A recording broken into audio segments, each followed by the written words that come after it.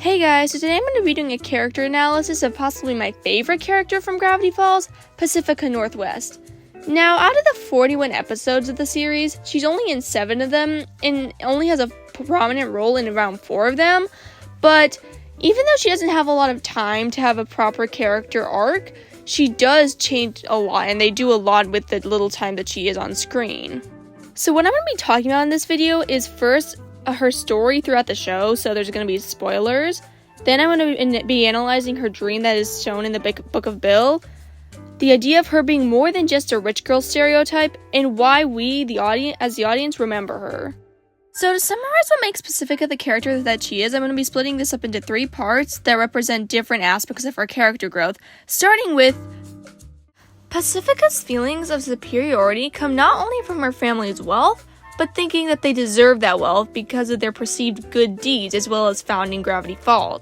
Even after she finds out her family didn't found the town in Season 1's Irrational Treasure, the sense of superiority is still there because she still thinks that her family is part of the good, per se.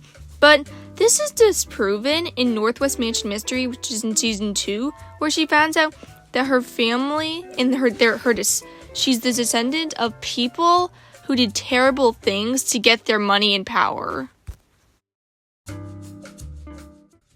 We see her doing this even from her first appearance in Double Dipper in Season 1, when she is desperately trying to win a competition against Mabel to not embarrass her family, and even pays people just so she can win. We also see this in Irrational Treasure, when they are trying to show off their importance to the town since they supposedly founded it, and they get on a big podium, and it's really just a ceremony to make themselves look better. In this episode, we also see her parents validating her for insulting Mabel, who they view as less than them because she doesn't have as much money as they do, or any really.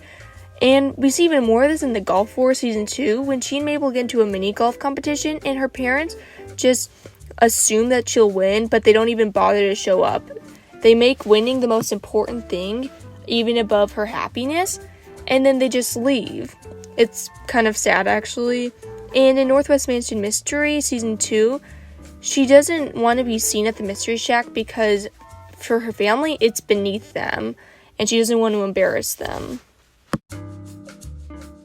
We see the beginning of this in the Golf War when she and Mabel end their rivalry after an intense mini-golf game, which by all accounts should have made their animosity greater, but ends with Mabel apologizing for cheating and Pacifica admitting that she actually had fun.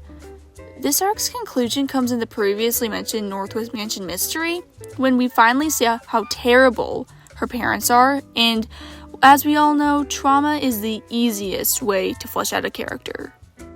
We see this in the fact that her parents ring a bell whenever she's disobedient to them, which is kind of crazy to me, and it's to the point where she would rather not get mud on a carpet that her parents like, even though it might save them from a murderous ghost, because they'll get mad at her. And during this episode, she and Dipper become closer, showing us, as well as him, this other side of her, which really humanizes her character.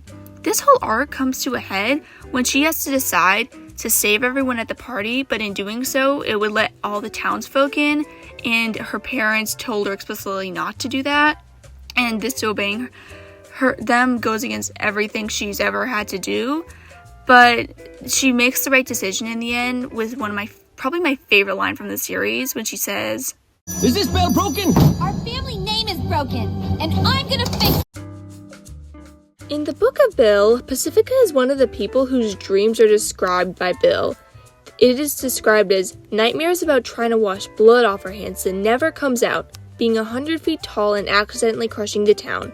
The lumberjack ghost still talks to her at night.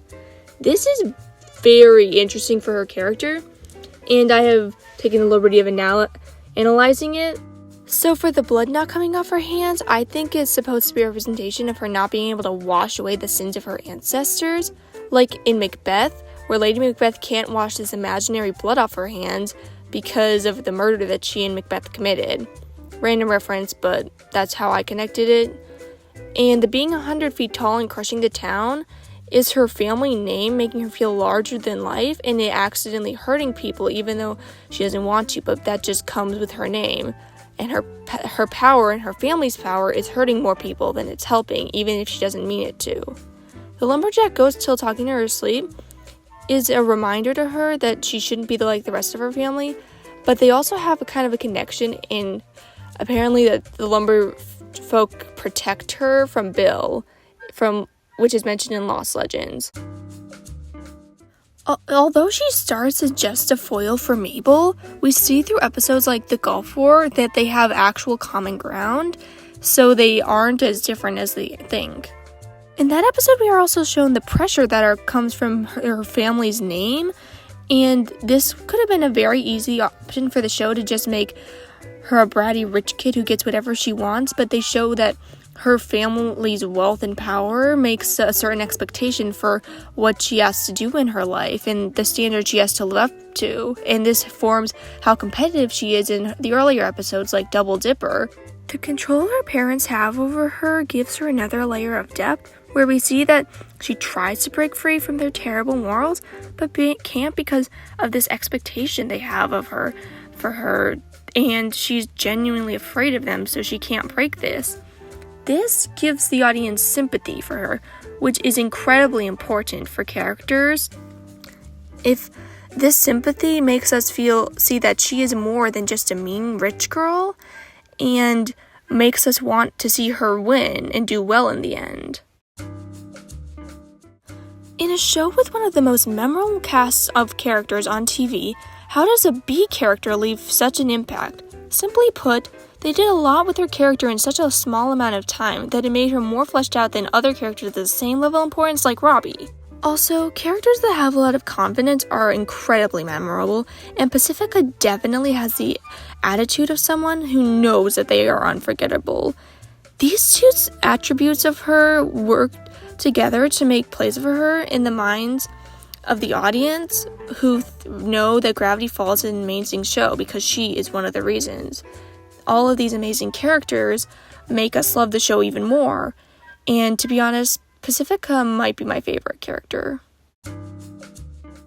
Whenever there's a new piece of Gravity Falls media, Pacifica is usually featured in some way, shape, or form.